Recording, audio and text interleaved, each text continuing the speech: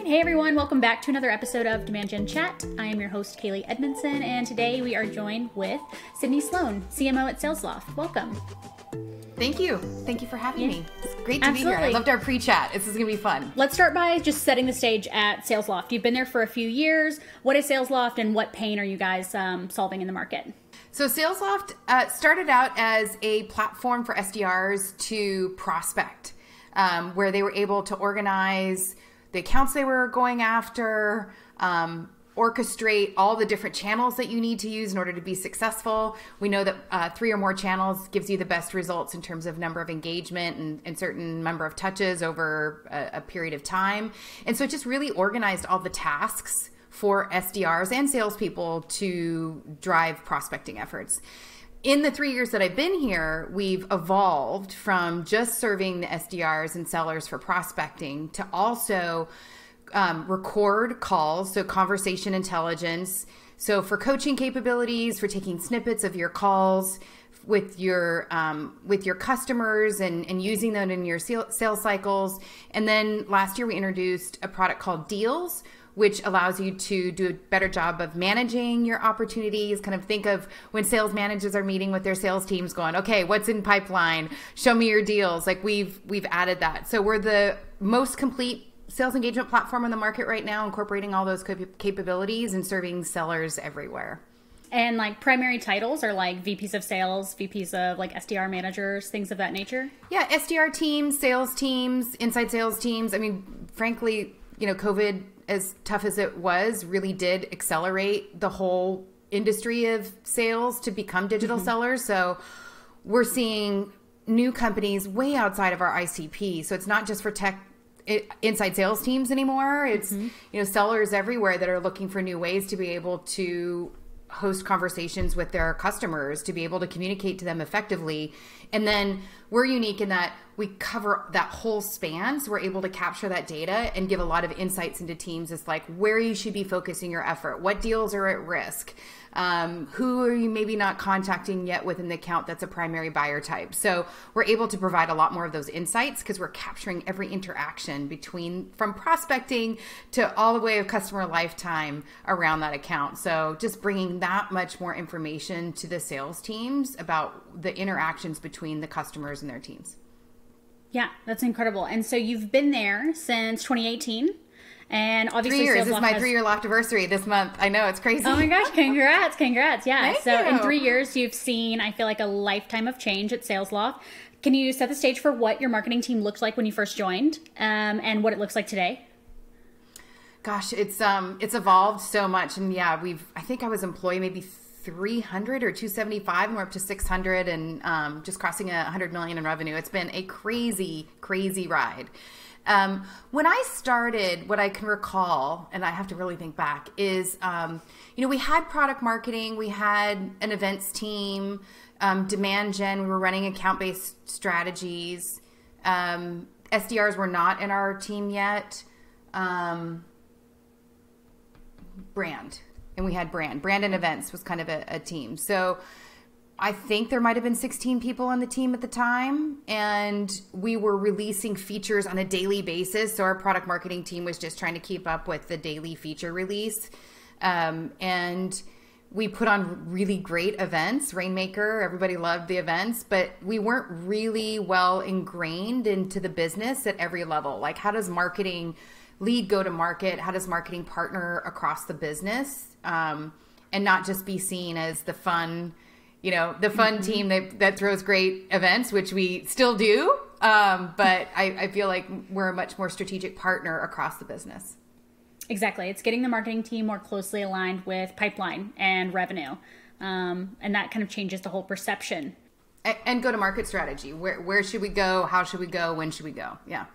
Yeah, absolutely. And so as you guys have grown in terms of revenue and customer base, what are some of the changes that you've made along this timeline in terms of go-to-market or in terms of like marketing headcount or marketing team structure so that your team is enabled to serve the rest of the teams cross-functionally? Yeah. I mean, we've made continuous changes. When you're growing this fast, everybody has to get used to and embrace change. If someone's not good with change, then this may not be the right place because it changes so quickly. Our joke is like, if you didn't like where your seat was, don't worry, it's going to move. It's going to move in a couple of months. Now that's different, but it's also true, really. I think the first changes we made was more of an investment in product marketing and really trying to get ahead of the competitive feature release war and like what strategically is right based on the market opportunity ahead of us. And that's really what informed us going to a multi-product offering and building products that support the sellers in addition to the SDRs. So that was the first thing. And when you take on more products, you need more product marketing support and the pricing and packaging strategies that created differentiation. And so that was the first thing. The second part was we brought, and this happened, we're about a year and a half ago, we brought the inbound team into marketing and have really invested in streamlining the processes between marketing inbound and converting to opportunities. And what I love about that is that it creates more accountability for us to our portion of the pipeline generation. And so, yes, we're partnering with the product and sales teams on go-to-market. Now we're doing our part in terms of having direct impact on pipeline creation and revenue, where I can say, here's how much marketing sourced, here's how much pipeline we touched, which has contributed attribution and influence.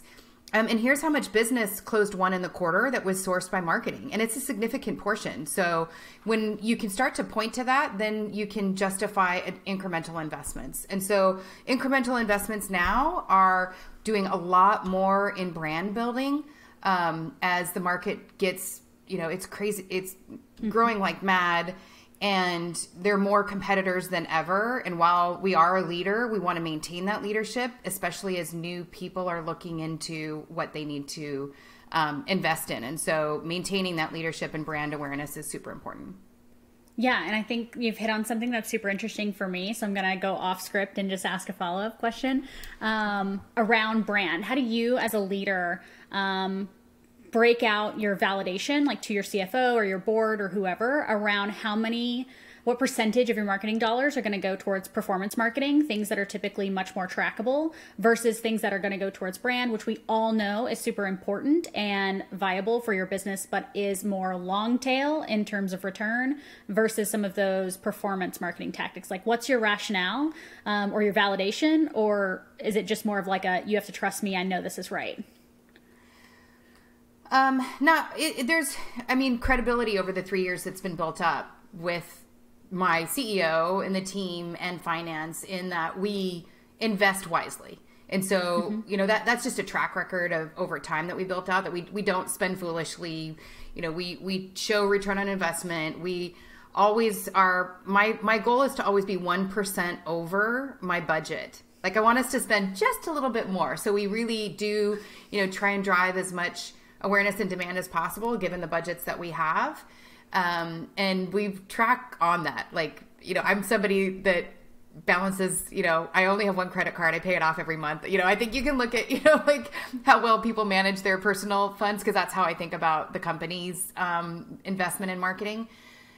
So to answer the question specifically about brand versus demand spend or performance marketing, once we got the metrics and kind of infrastructure proven as to being able to convert investments to pipeline, looking at that and saying, I'm going to go invest this much in brand. First of all, it's time. We're a different company, and we need to show up differently in the market than the company we were over the last 10 years. The company's 10 years old. And so we need to be the company of the future that's global, that's trusted. And so how, where do we want to show up and how do we want to show up? And so that's one part. The second part is, I think there's a couple other companies out there that are doing a really good job in brand, and our company can see that. And so you see the conversion ratios, the awareness of these other companies that are doing a good job. And so you give a shout out to competitors that are doing a good job, and like, we need to continue to compete there and not just rely on what we've always been known for. And so changing brand perception and market perception is an investment. And it's not a call to action of click. It's a call to action of awareness. And so that's how we measure that is in our reach. So what number of impressions are we driving? How do we see organic increasing on the website traffic? And then look at down the line, it should be an expected decrease in demand gen conversion when the brand perception goes up. And we also measure share of voice and everything like that. So that's what we're expecting. And, we'll turn on a little bit. And if it works, we'll turn on a little bit more and just continue to fuel as we see value come through it. Yeah, no, that's wonderful. And then does that make sense too? Like, I know I tend to long-wind answer and I'm in my brain. So hopefully that makes sense as I share that. Yeah, no, I think it totally does. And for me, it's just always a very, it's very topical. And I feel like I talk about it a ton in my own like personal network of friends that are kind of doing the same effort around a go-to-market role or a demand gen role within their orgs. And for me personally, let me share a little bit about myself, but I have a background in pure performance marketing. So I have just always been the numbers gal, and I always like to tie everything back very attributable to revenue or to pipeline.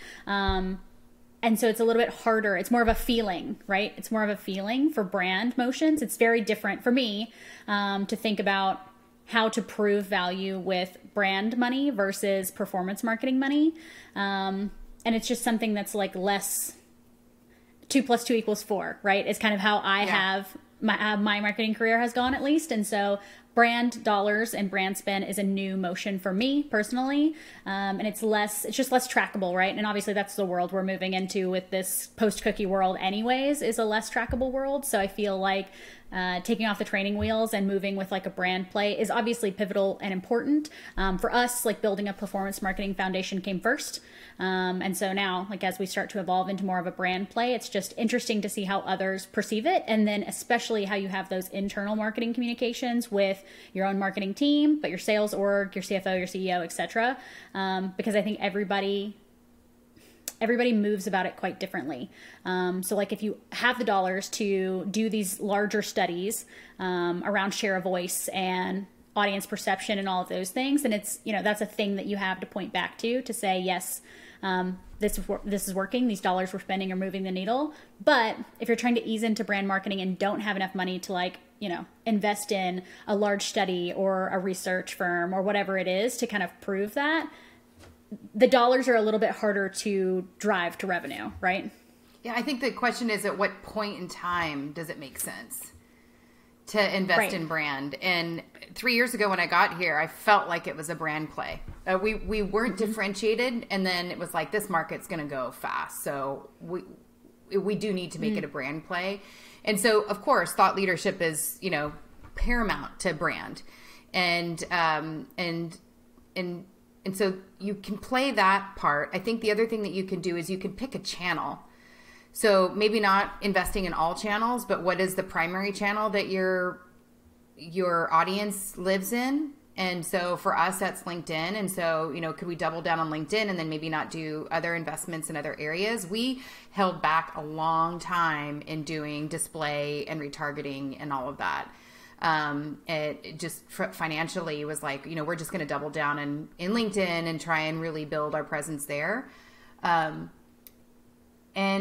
I think too, it's just, you got to take each step, right? Like building brand and lots of brand awareness. If you have a leaky bucket or you don't have your process in place of how you're going to convert leads, you got to fix that before you put more water in the top of the funnel, or leads in the top of the funnel.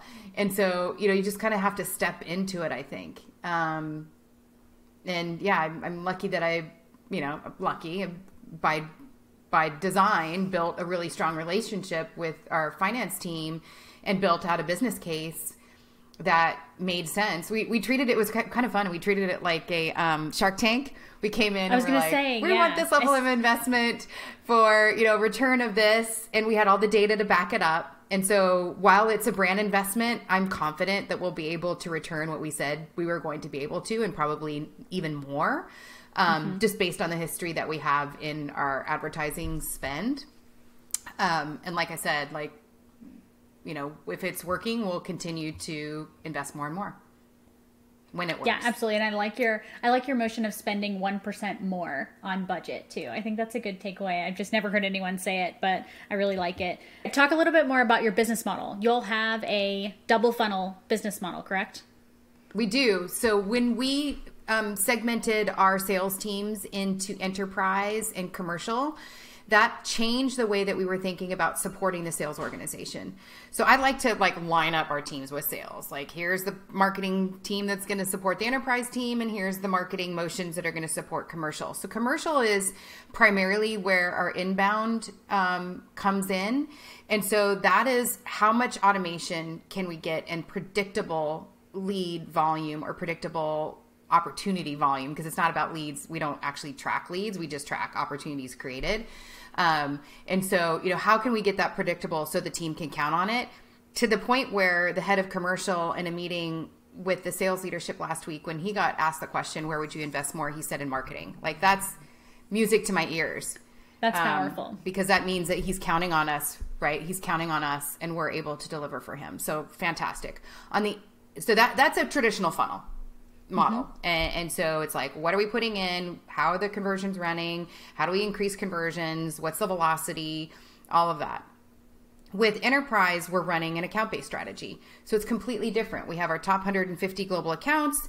We have our field marketers are now called enterprise marketers, which is really account-based marketing. And they line up to the sales teams, and we run, for tier ones, we run customized programs and, running custom ads.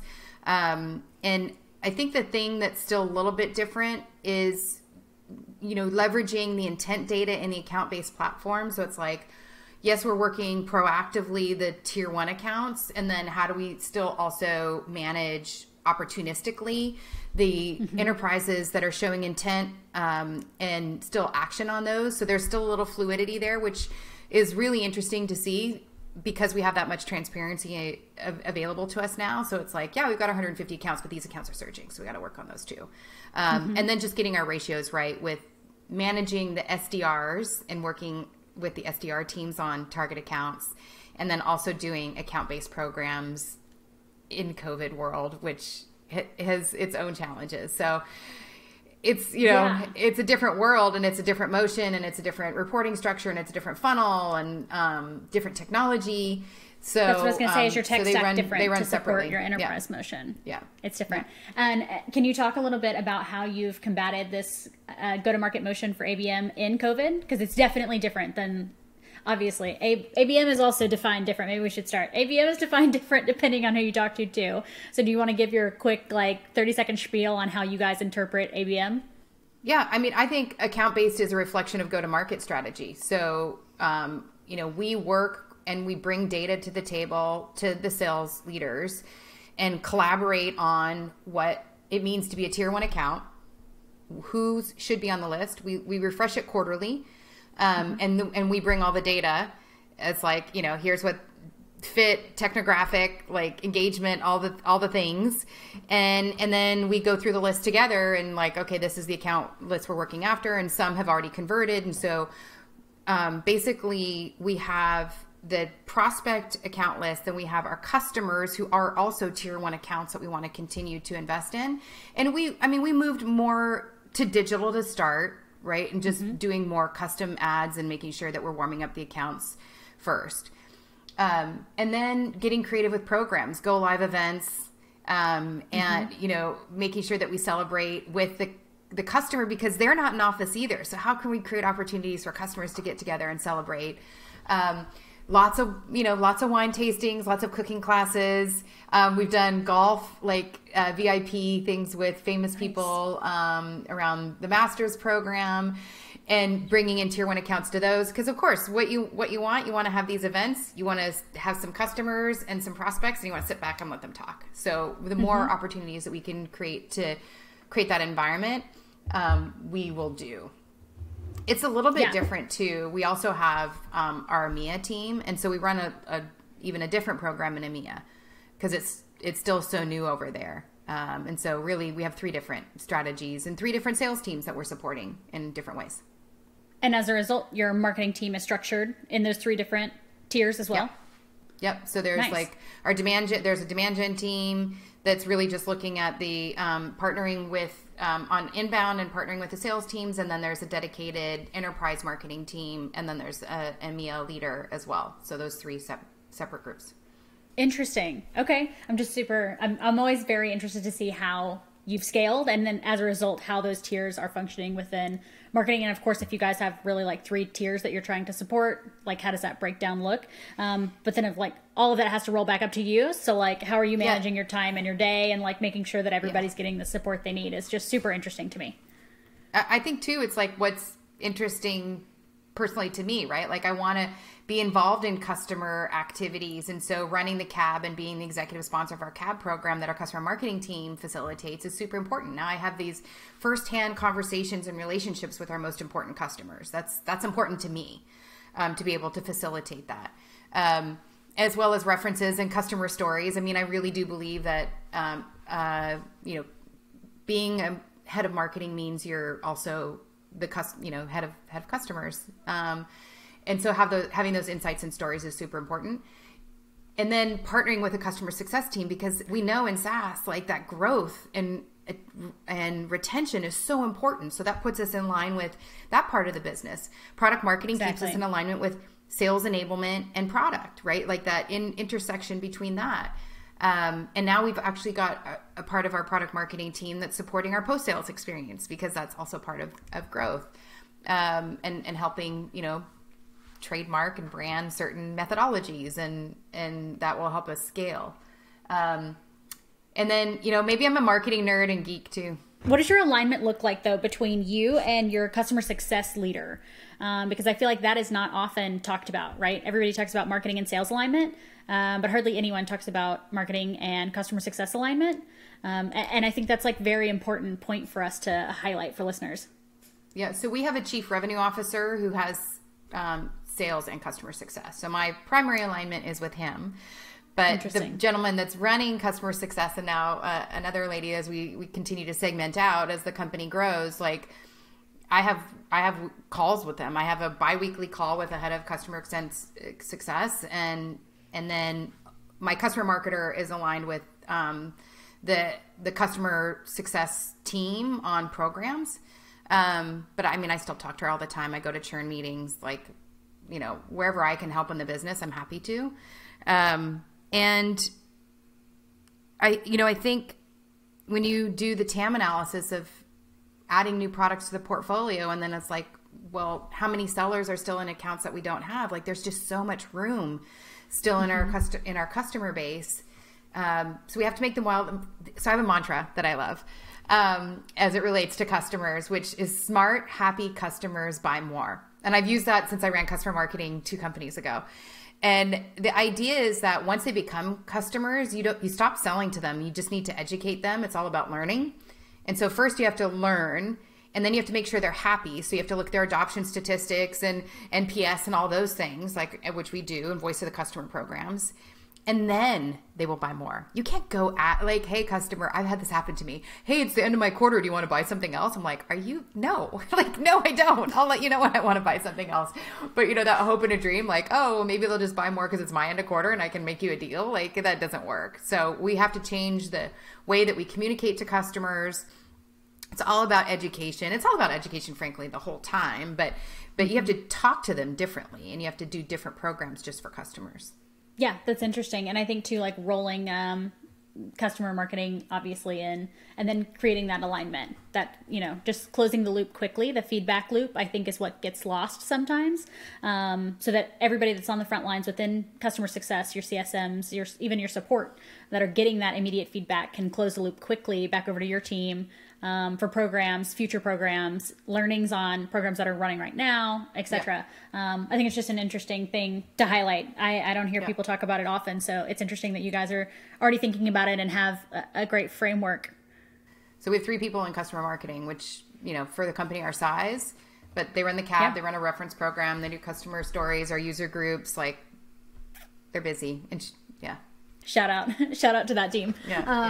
Yeah, no, that's super interesting. I just love hearing like how you've set all that up internally. And then especially like supporting this double funnel, kind of having a commercial side and an enterprise side. you said that happened like a year ago or so? Year and a half, I want to say. So we segmented, it's a year and a half. Yeah. We created an enterprise sales team and a commercial sales team. And when that happened, we lined up marketing to support those. And that was the point that it made sense to start a double funnel. So we report differently. Beautiful. We have different dashboards for each one. Because everything about it is different, right? The velocity of a deal in commercial is much quicker than a velocity. The coverage ratios of pipeline are different. Like the go-to-market motion is more outbound versus inbound, even though we do have inbounds that come for enterprise. It's not the primary motion. So partnering with those sales leaders and setting up the programs and relationships is completely different. Yeah. And as you're starting to do that initial research to, kind of chisel away at this wheel that you're creating, what were some of your first low-hanging fruit actions that you knew you needed to do in partnering with the sales team to figure out what that go-to-market needed to look like? Where are these people hanging out? What do they respond to? What do they not respond to? I feel like the differences would be pretty absolute between the commercial business that you were already running versus trying to figure out how to go to market for an enterprise motion. So the low-hanging fruit that we did, and we already were running account-based, but we were running it at a very, not like 150 accounts. So the first thing that we did was we ran a tier 1 account project. And so partnering with the sales leaders, their leaders, on two things. One was, what is our account selection criteria? We refreshed it. We had tier 1. We've been talking account-based for a long time, but it included a lot of our commercial accounts. And so we relooked at it as it related to enterprise. And then we took the customer journey and we said, what is the responsibility and kind of service level agreements from each team as the customer moves through their journey that they should expect? So what does marketing do for tier 1 accounts? And so it changed, here's the things account planning support, our one-to-one ads, and investing more in tier 1 accounts than other accounts in terms of ad frequency. Different things and investments that we would give the SDR team to be able to do. So spending more on door opener programs than we give to the commercial team, for instance. So just spending a lot more one-on-one time, thinking through of creative ways to break through to these accounts as well. That's kind of the SLA that marketing did. And then sales said, okay, here's the sales experience we're going to give them. They're going to get a different level. I'm not going to say all the things because I don't want to give away our secrets, but they're going to get a different sales experience in terms of all the interactions that the sales teams will go through. So it's a different sales process. It has more to do because frankly, in the commercial, they don't have time. They don't need to. They can skip these 3 steps because the velocity and the deal is just so much faster and there's less people involved. And then we have, what does it mean to be a tier 1 account post 1? And so we created the agreement of that. And so there's lots of things that our tier 1 accounts will get in terms of direct account owner assignments, strategic account services, special, it's like being a diamond member on Delta, a special phone number to call, they get, one of our favorite packages is Kyle, our CEO, has a tangerine farm in just outside of Orlando where he lives. And so we send oranges to everybody during orange season that's on the tier 1 account list. So they get extra special things from us as being part of our family. No way. That's so funny. Oh yeah. And blueberries. So there's there's tangerines, which are really good. And cause I had to be the test for the mailing to make sure it looked okay. Juicy crunch. Of course. And then they did blueberries in April. And of course I had to, bake the example of the recipe that we gave. But those things matter, right? We want our customer to feel like they're part of the Salesloft family. And so, we try to make it personal. Yeah, and I don't know how much more personal you can get than from your CEO's backyard. Blueberries from his farm. Yeah. No, I love that. Okay, last question. What are some plays that are in motion right now or that you have currently played that are really moving the needle for your business? I think the thing that we've done the best this year is really working with our sales teams on the cross-sell, upsell programs to our existing accounts. And a little bit of it had to do with changing the compensation models that made it more of an incentive for the account managers to do that. and staying in the account longer, which I think was a really good call. You want to eliminate as many handoffs as you possibly can and continue to grow those relationships. And frankly, our customers rely on them for advice. So I think, that wasn't necessarily a marketing move. It was a marketing support in doing that. But I think, making sure that you've removed all the barriers to allow it still to be the right investment of the seller's time to continue to work with the accounts was the biggest impact. That, and then I don't know, I wish I could tell you what happened, but like our inbound is going off the chart, and I think that's just a matter of the market, right? The market is just growing so fast, and there's so many players, and as long as we maintain our number one position as the most loved brand in sales engagement, then we're going to get those inbounds when people think of, oh, I need something like this. And so continuing our investments in brand and being sure that we're, getting the G2 crowd reviews where our customers say how much they like working with us and how we're making them successful and continue to be number one there, like that gets the inbound. And so we're just going to keep doing that, making sure our customers are successful, give them the opportunity to tell others, and then hopefully more people will come to us. Exactly. Word of mouth is the most powerful thing and the most untrackable thing. So that's just part of the game, right? You can do a referral. You can do a referring link. When I buy, it's normally like, hey, let me text my group of buddies and say like, hey, this is our problem. What are you using? And they text me back whatever it is. And great. Then I'm on their website and I'm buying their product. So like referrals are great too. They do help. Word of mouth is most. We just hired a new performance marketing agency, and I was asking the guy that was leading the effort. I'm like, so how did we find them? And he's like, I went on to G2. They were the number one ranked, and I'm like, well, there you go. Exactly. Practice what we preach. Yeah. Exactly. It's really hard for me sometimes, but getting out of marketing mode and just going into buyer mode. Like, how do I buy software? I normally always buy it from my friends. So it just goes to say that same. And I'm in many Slack groups. And the tech conversation is usually the most lively. Exactly. It's like the most hopping channel that they have. So same. Okay. Last question for real. Who is another marketer that you're following in the space that listeners can go follow, read their book, listen to, etc.? John Miller, it just released his new guide. I read it this weekend. It's like 230 pages. It's super fast.